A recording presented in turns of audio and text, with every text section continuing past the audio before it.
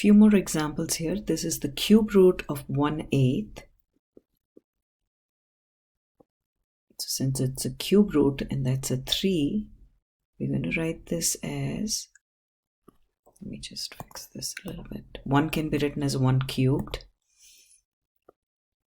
and 8 can be written as 2 cubed. So that is equal to the cube root of 1/2 the whole cubed. So try to write the inside as a whole cubed if you're trying to find the cube root, because these two cancel each other out and we get 1/2. Now what if we had the cube root of -1/8?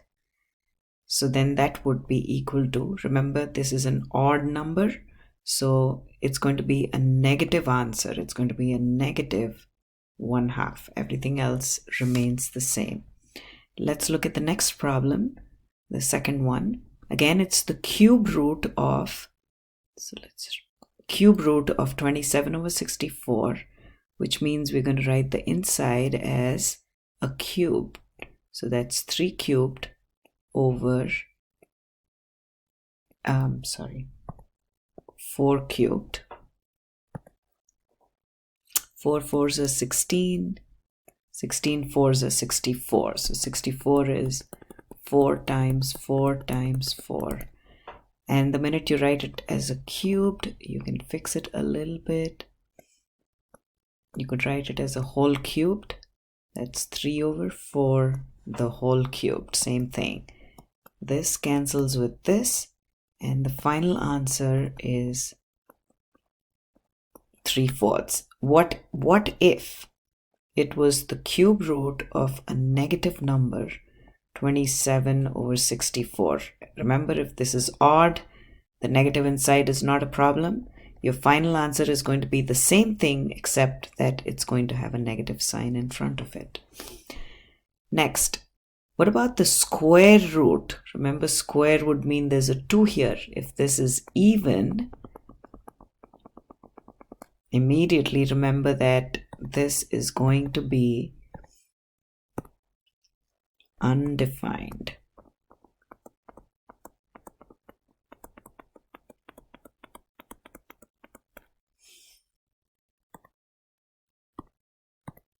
Let's look at the next one, problem 4.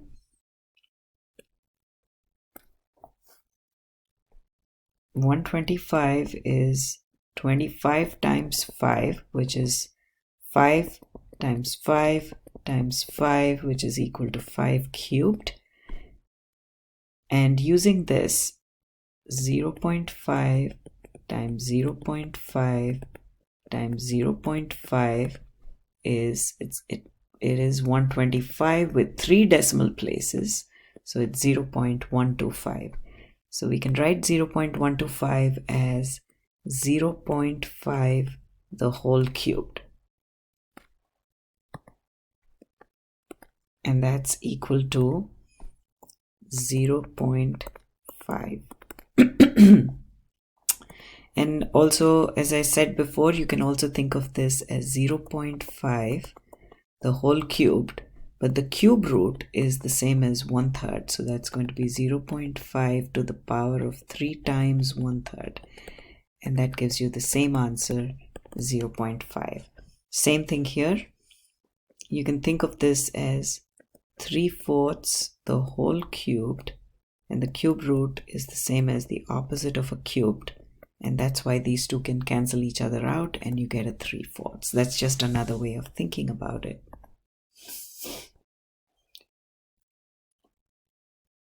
The square root and the square cancel each other out, so your answer is a 5. So let's think of the square root of 5 as 5 to the half, and when you square it, it's 5 to the half times 2. Cancel, and you get 5 to the 1. Square root of 8 the whole squared, the square root and the square cancel each other out, and you get 8. So 8 to the half whole to the 2 is 8 to the half times 2, and that's equal to 8 to the 1. That's just another way of thinking about it. But just remember that the square root and the square cancel each other out. The cube root and the cube, this is a cube and this is a cube root, cancel each other out and you get 2. So cube root of 2 is 2 to the 1/3 whole cubed. So that's equal to 2 to the 1/3 times 3. The 3's cancel each other out and you get a 2 to the 1. The cube root of a negative number is a perfectly good negative number. It's defined. So -6, the cube and the cube root cancel each other out and you get a -6. -6 cube root is to the 1/3. But when you cube it, it's the same as multiplying the exponent by 3. And the answer is -6. So since this is a square root, we'll try to write the inside as a square so the 2 cancel each other out. So the square root of 36 is 6 squared, and a to the 8 is a to the 4 the whole squared. So this is equal to the square root of 6 times a to the 4th the whole squared. Because remember, a to the m times a to the n, a to the m times b to the m is ab to the m. So the m is common, so you can multiply the a and the b and raise it to the power of m. That's what we're doing. Both are squares, so you're going to multiply the 2 and then raise both to the second power. So remember, the square root and the square cancel each other out and we get 6a to the 4th. Now another way of looking at it is the square root of 6 squared 6 squared and a to the 8th power is 6 squared times a to the 8th whole to the half, and that's equal to, the only time you can multiply exponents, each is raised to the power of half, and a to the 8 times half. So a b whole to the m is a to the m times b to the m. So that's equal to that's exactly what we used here, and this is equal to 6 to the 1. A to the 2 goes 4 times into 8 and it's a to the 4th.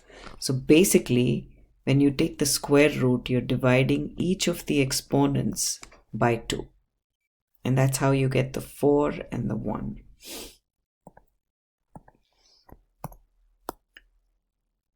Now let's look at the next problem. We have the square root of a to the 10. So it's the second root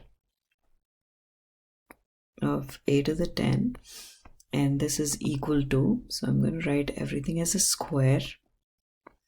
It's 7 squared.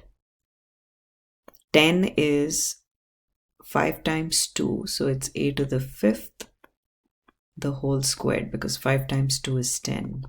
So that's the square root of 7 squared a to the 5th squared.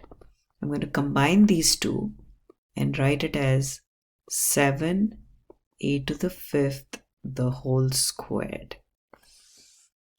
So basically, if I have a to the m, b to the m, then it's equal to a, b to the m.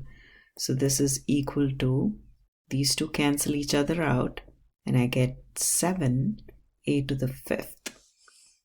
Now, thinking of it in terms of exponents, I have the square root of 7 squared a to the 10. Now the square root is the same as an exponent of half. Square root is the second root, and that's where I get the 2 from. And that's 7 squared a to the 10. And the rule of exponents says multiply each with the exponent, because it's 7 squared to the half. Each gets a half in the exponent's place, a to the 10 to the half. So this is equal to 7 to the 2 times half and a to the 10 times half, which means you're dividing each exponent by 2.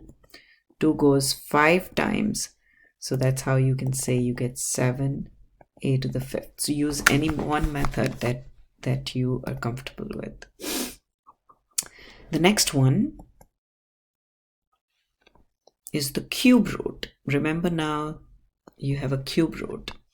27, by now you're probably used to this, is 3 cubed. I'm writing everything inside as a cube.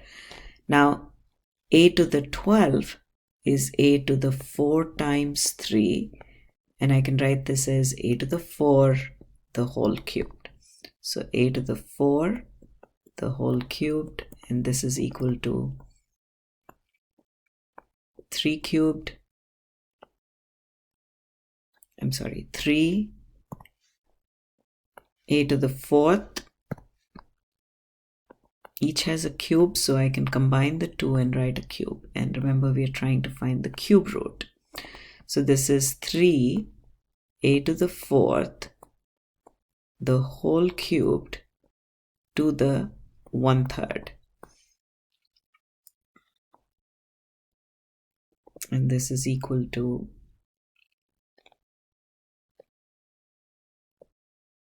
3a to the 4th, because these two cancel each other out. So basically, if you want a quick method, if you're finding the cube root, if it's a number, just write it as a cube. You're finding the cube root, write it as a cubed. And if it's an exponent, just leave it alone. And now just remember that the cube root is to the 1/3, so you're dividing each of the exponents by 3. So this would be 3 to the 1, because these two cancel each other out. 3 goes 4 times into 12, so it's 3a to the 4th power. Now let's do it the quick way, the last one. First of all, if it's a number, write it as a cube. We all know 2 cubed is an 8. 2 times 2 times 2 is an 8. And a to the 15th, the cube root. If it's a cube root, then divide each of the exponents. Get rid of the cube root and divide each of the exponents by 3. So your final answer is 2 to the 1, because 3 over 3 is a 1. 3 goes 5 times, so it'll be 2a to the 5th. So if it's a cube root, just divide the exponents by 3. If it's a square root, divide the exponents by 2. So basically, let me redo the first one using the quick method. So if it's a square root, let me do this in green. You're going to write the number as a square, 6 squared, a to the 8. If it's a square root, then all you have to do is divide each exponent by 2. So that is 6, because 2 over 2 is a 1, and a to the 2 goes 4 times into 8. So this is 6a to the 4th.